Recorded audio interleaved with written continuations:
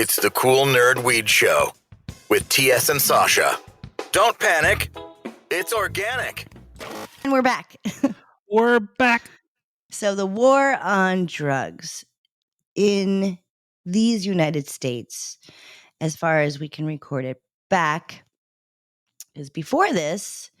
Now, before, let's say, the mid 1800s, were drugs just like around? It was like all of these things have been around since ancient times. They were Brought over actually from all the lands. Yeah, that came over on the Silk Road, not the website, but the actual road. Right, that'd be crazy. So let's just talk about the big 3 or 4 right now that were all considered medicine back in the day. You had your opium, you had your cocaine, you had right, and this was medicine. This was all medicine. It was manufactured from plants in various ways back then, and you had your cannabis. I thought there was a fourth, but those are your what did you big. say so far? You said I've got opium, cocaine, cannabis. and cannabis. I think. Yeah, those are the big 3. Yeah, those are the big 3. So, all of those things were in your over-the-counter medicines, and sometimes all 3 of them were in your medicines to manage like pain, coughing, a toothache, rheumatism, any of your old-timey diseases were managed by the big 3 in some way or another. Here, traditionally, in most places around the world. Every time you'd go to another land, whether like it was through war or exploration, you tried their drugs, and that was really standard and it was a way to like be in the community, get fucked up. Like, I feel like, I don't know, not to take away from like people who were addicted, but like, I feel like drugs were chill back then, I guess the 4th one, as far as medicine would be alcohol. Oh, yeah, but that was only prohibition for like 5 minutes. Yeah. So they couldn't. But yes, alcohol was used as medicine. It was. It's still. It still is very, very much so. But it was. I mean, just as like early as like your grandma, it's like give her some fucking scotch. She has a headache. Like what? Yeah. little Jack Daniels fix you right up. Yeah. So that's not uncommon. So yeah, alcohol was.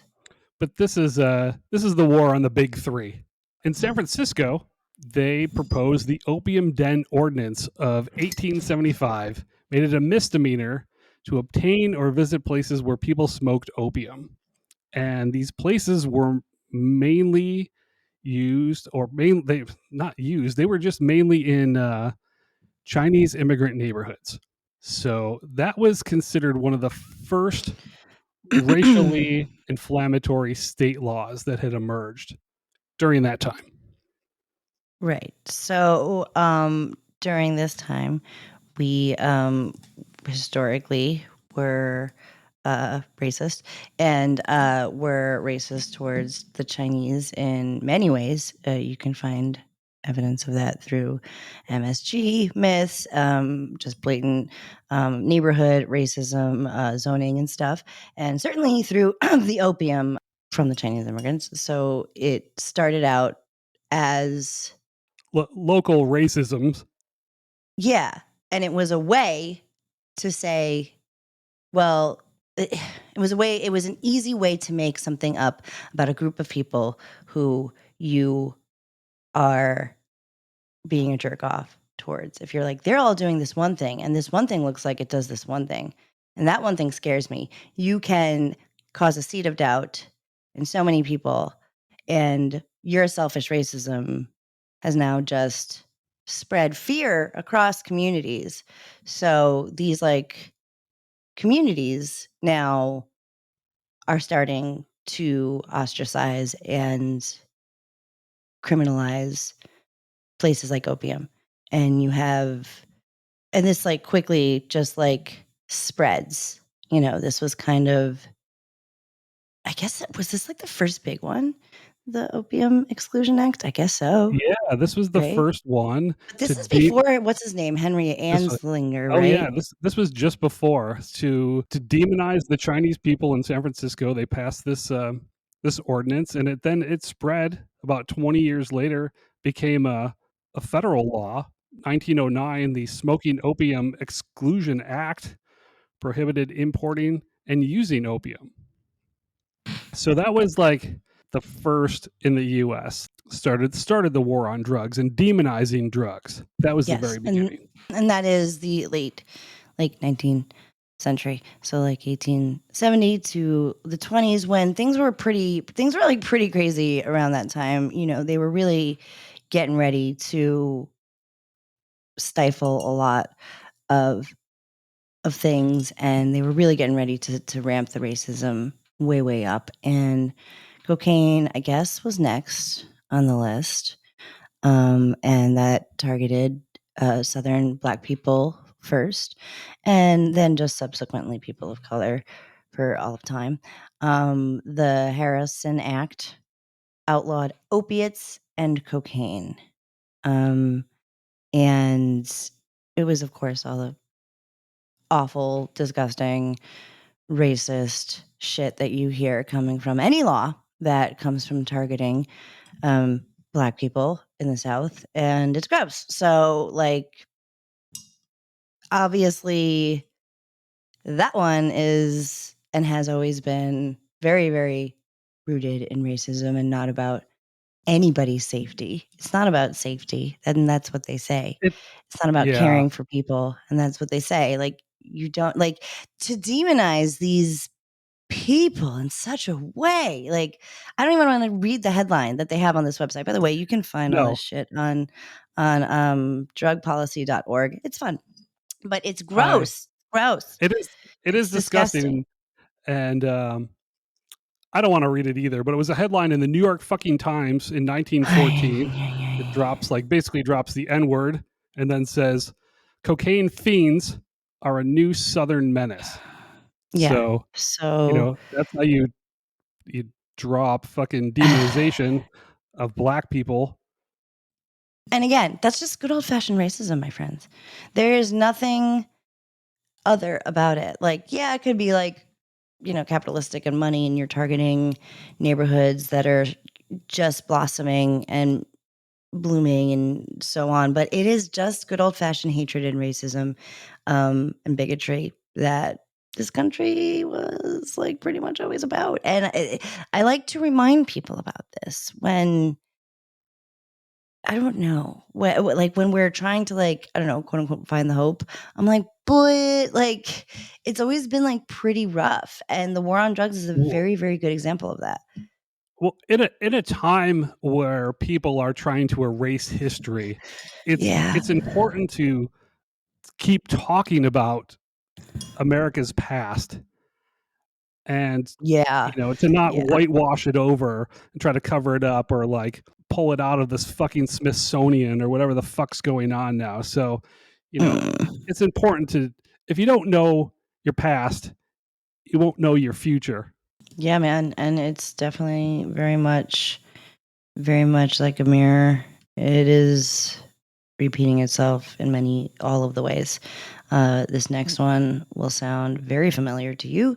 So we're at weed now. Now we get to weed, because we I guess we went through the substances that they found they could target, and they found that they could, I mean, there was a very big influx of Mexican immigrants, and that is for a bunch of reasons that are shitty, that we were on the shitty side of, back then. California. Because of these things, we got the sweet leaf into our lives. And boy, was it great. It did so many things. It was strong, it was fun to grow, and it got you fucking high. And that was something that everybody started to get a load of. And then your boy, Harry Anslinger, Oh yeah, like that the guy. Federal Bureau of Narcotics becomes a thing. And this is where Reefer Madness really begins. And this is around 1939. yeah, 39. 39. Harry Anslinger is probably the first person to ever claim that marijuana caused psychosis and violence. I mean, he hated drugs his whole life. He was a big I gotta buzz people who do drugs thing. And And even back then, only one of 30 scientists actually agreed with Harry Anslinger's view. They knew back then. These other 29 scientists were like, no, it's not. And it's in most of our yeah. medicines of the day. Yeah, people like So, begged him to listen. They were like, "Bro, like what are you talking about? This is like mad bustling economy." And he was like, "No, no, all these stories." And he did what is happening today, and he was just rounding people up. And he was like, "No, no, this guy." It was very similar to what we're seeing today with the same group of people. Yeah, no, he really pushed forward. Like he if you want anybody to blame, I suppose, I guess you could just blame us for the most part, but like he's a big one. He really put his back into it. He went after it, every group, every single group. He went, he started with Mexican immigrants. He, of course, immediately went towards Black people. That is still so much happening, so much, and that is what weed has been used for an excuse, because weed was pretty great for the first turn of the century, and then all of a sudden it was like, no, this is a crime, and people had reasons to get arrested, and then people had reasons to be in the system, and then people lived in communities where people arrest, like it's just how everything is created, and weed's just used as the excuse to pick them off. So that fucking sucked. God damn you. I hate you, Harry. You suck. Big butts. huge. I hope you're sucking butts. And heck, that's about him. That's all I want to talk about him, because he's whack. But if you do want to do more digging, you can look him up and be angry about it. Do a paper about it in college. You should do a paper about it in college. It's important stuff to talk about. But after that, it doesn't get much better. I mean, we're getting, we have many years of the war on drugs, many years, including actual wars. There were some pretty big ones that happened throughout that century that just perpetuated everything. We get ourselves to the 70s. Yeah, 1970, Tricky Dicky Nixon signed the Controlled Substance Act, and somehow it came into law. And this is where the drug classification system comes into play. There's the 5 schedules rated by medicinal benefits and level of potential for abuse. Basically, these classifications ended up relying on fear and stigma rather than actual fucking science. And the Right. result was like arbitrary, which is still in play today in 2025, August 11th. Like, is there any like more info on like who put that together? Like what did the military just test it on a bunch of people and they were like, well, I guess like weed is the easiest thing we can just target people for. So fucking that will murder you just like heroin and the cocaine's. That is so bad. It's so bad. Everything else, like how did they figure that like codeine was better than, like what are you doing? Like who says? Like who are you to say what's what when it comes to what helps who? it was 1970 and they didn't ask any scientists, and this was probably put together by one of Richard Nixon's committees, and then it was just passed through somehow, because of fear and stigma. Yeah, and I think the government's like crazy corrupt. I think they could do what they want sometimes. And I think Nixon is a pretty good example of that. I think we had literal proof that was happening. Another thing you could look up, but I'm not breaking any ground when I say they are not trustable sources when it comes to drug related things, because it's skewed in by way of like easy racism, easy targeting, and it makes you look like you are fighting crime or something fucking stupid. So it is racism, like plain and simple. So he goes full on. He's like, let's do this shit. I mean, he's using hard R's. He's fucking declaring the war on drugs. It's fucking declared. And he creates the Drug Enforcement Administration. This like fucking government sounds like South Park wrote it.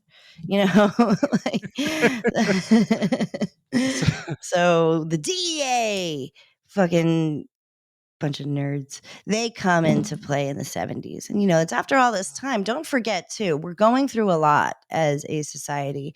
You got your fucking post Summer of Loves, you got your early Vietnams, you got your these people who are in the age that they've been smoking weed for so long, like since they were like 13 and they're in their 20s now.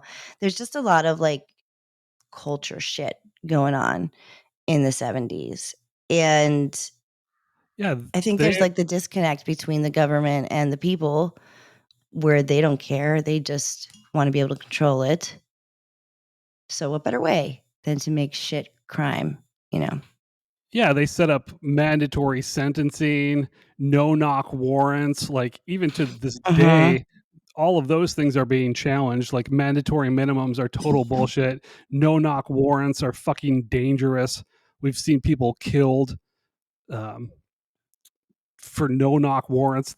They've gone to the wrong fucking place.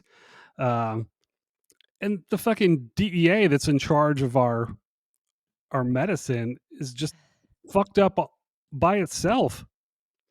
So Yeah. And also Big Pharma. Don't forget Big Pharma. Just don't forget Big Pharma. So all the while, this Big Pharma is being birthed. And this is another way that they can get your monies and your pain and just make money off of it and marginalize you and so on. And weed is a very good way. I'm not saying it's the only way. I'm not saying you can replace your medicine with weed, but a lot of people find relief in weed where they can't find in certain other medicines. But there is a big pharma element to this. And that's not just me being like, oh, fucking chemtrails. Like, it's true. That's just truth. So that's going on all the while. We will not get into that because we do not have time. But that is also happening. You're not even wearing your tinfoil hat right now, Sasha. I'm not right now. Or am I?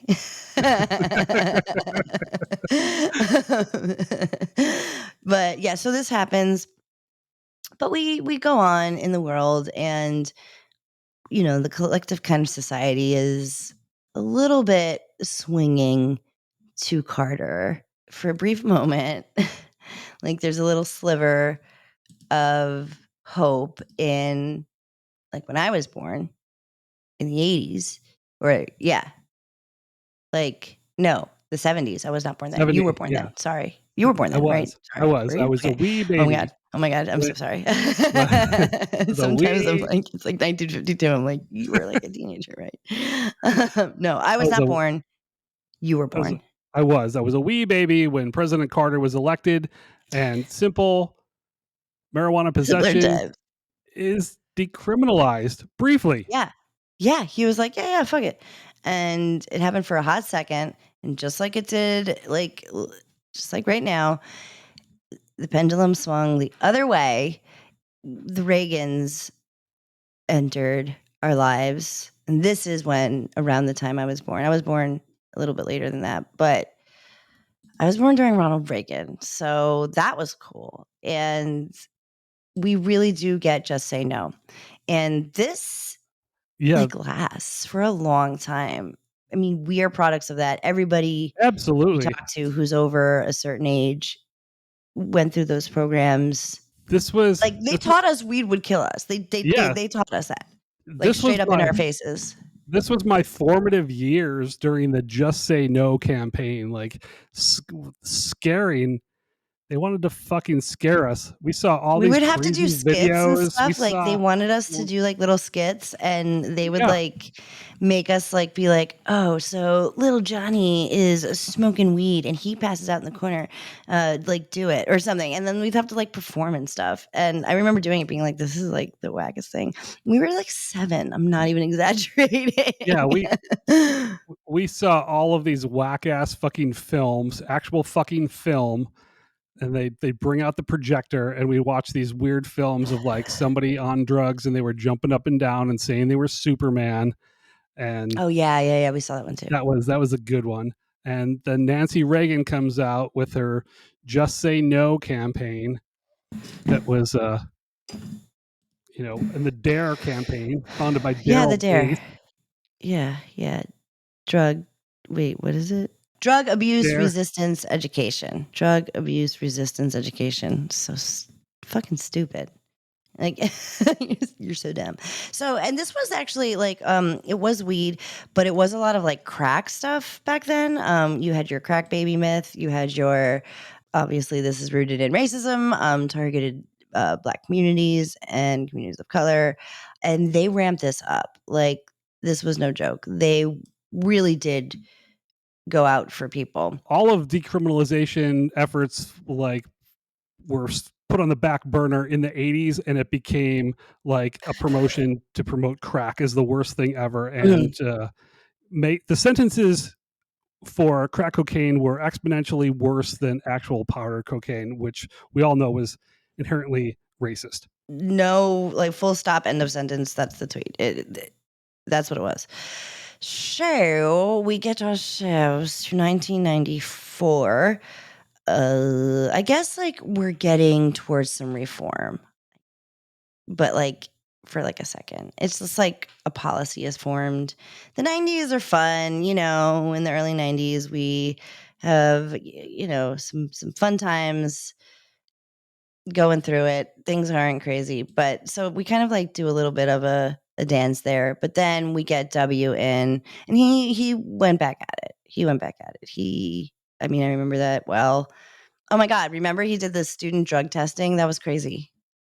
Yeah, that was wild. I actually started in the medical cannabis while George W. Bush was in office, so it was wild times being raided by the fucking DEA and the federal government when we were following California's law regarding medical cannabis. Yeah, I could just picture his stupid fucking face talking about it, and that's really whack that you had to go through that. He was super whack, just so you know. Then we have had about enough of W after 2 full terms and a couple of fucking national disasters.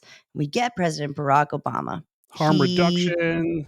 Yes, approached it with a different eye. Now, it's getting there slow, but he ended the ban. Yeah, he ended the ban for syringe access programs, which is great. We love that.